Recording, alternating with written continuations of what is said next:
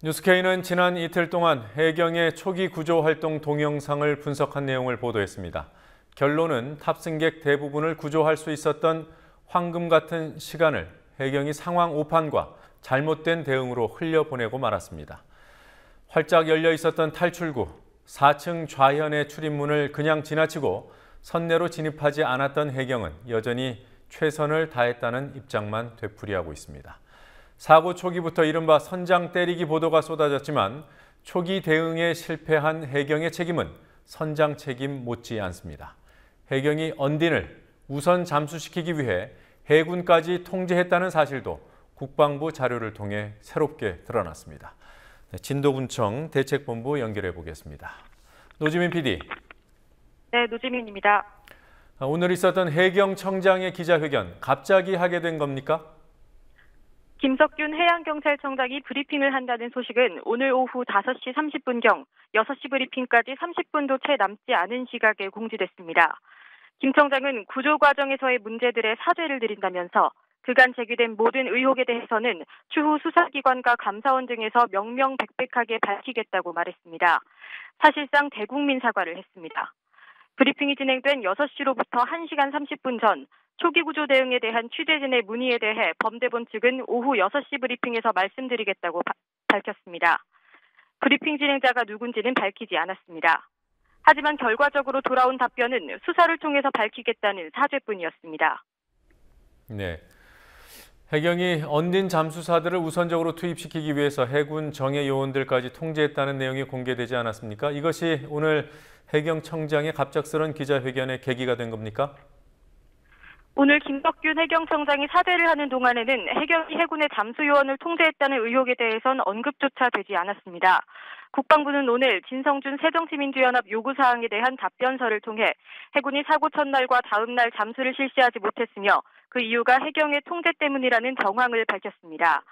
해당 답변서에는 16일에는 해경 잠수팀, 17일에는 민간업체인 언딘 잠수팀을 우선 입수시키느라 잠수 능력이 뛰어난 해군 잠수팀이 구조작업에 참여하지 못했다고 적혀 있습니다.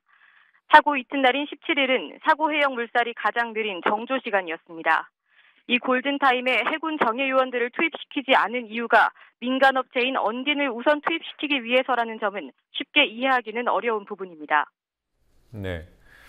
해경이 사고 현장에 도착하자마자 4층 좌현 쪽 문으로 들어가지 않고 다른 곳으로 갔던 이 치명적인 구조 실패에 대해서 이 부분에 대해서는 뭐라고 하던가요?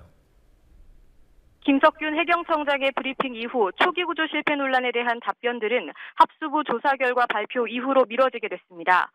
4층 좌현문이 열려 있었고 해경구조대원은 단 한 명도 그 문으로 들어가지 않았다는 사실, 해경 영상으로도 확인할 수 있는 부분입니다.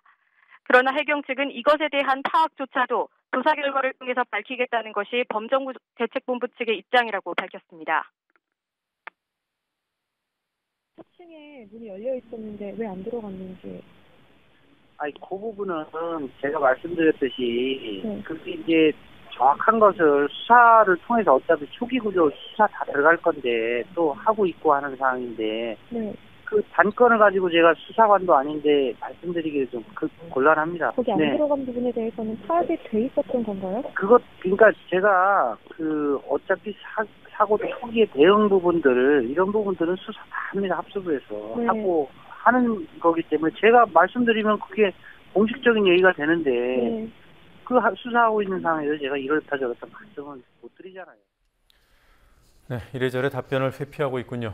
사고 현장에서 해경이 해군 대원들을 통제했다는 부분에 대해서 해군도 별도로 입장을 냈더군요. 어떤 내용이던가요? 오늘 오후 4시 30분경 해군본부는 사고 발생 이후부터 잠수 시간과 할당 순서까지 전적인 부분이 해경의 판단과 결정에 따라 진행되고 있다고 밝혔습니다.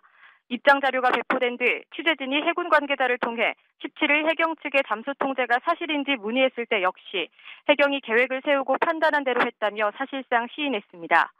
해경 측은 이에 대한 공식 답변을 하지 않고 있습니다.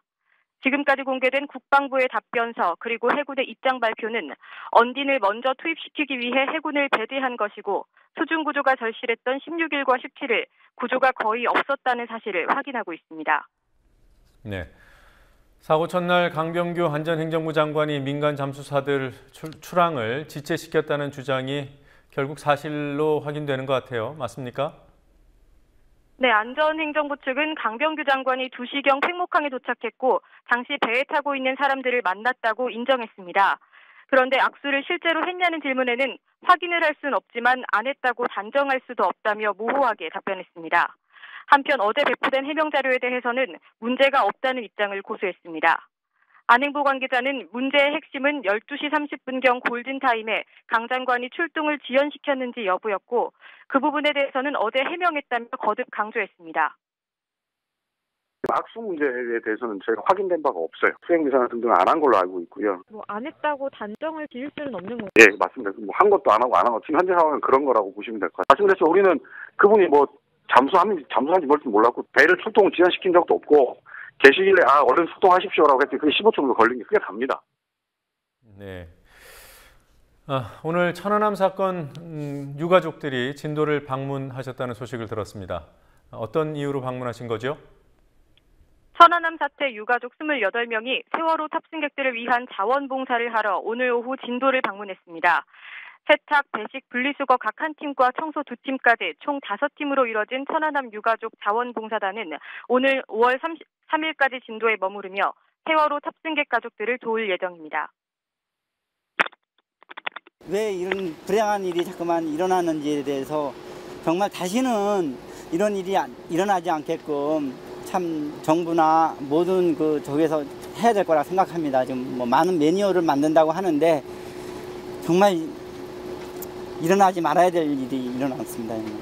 언론 보도가 잘못된 부분, 혼선된 점 이런 부분들은 분명히 고쳐야 된다고 생각합니다. 이게 그래가지고 가족들이